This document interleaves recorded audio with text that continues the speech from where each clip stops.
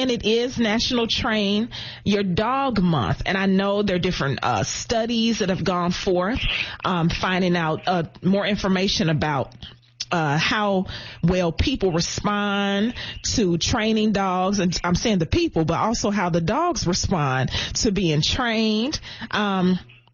And things that we don't know as dog owners when it comes to training our dogs. Can you speak to the research and also the resources that are now available for dog owners? One of the best things we can do as a dog owner for the dogs who we share our home with is to get them appropriate training so that they can learn to be well-mannered, well-respected members of our family.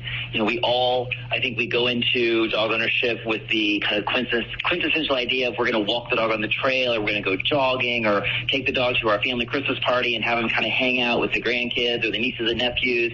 And a lot of dogs have the ability to meet those goals, but first and foremost, we need to make sure that we're spending the time as dog owners and properly training them so that they understand the expectations and how to behave when they're in new situations. Now, can you speak to different things like training tips or different techniques, specifically maybe like walking the dog? How does that impact how they're being trained?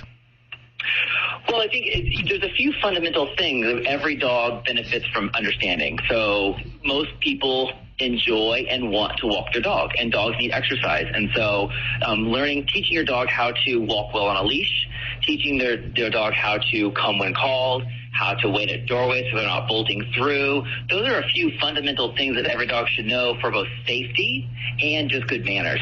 And we encourage all owners to apply positive reinforcement in their training practices. You know, get the dog exhibit the behavior you want them to exhibit. Maybe they're following along on the leash beside you, and you give them treats for looking up at you and talk to them and praise them and encourage them to follow along.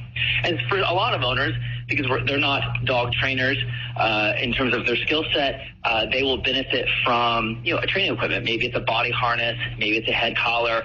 That will provide them with some additional support in the process of training their dog. Now, I know I have listeners who are saying, I try those things, but this dog just does not respond to any of the above.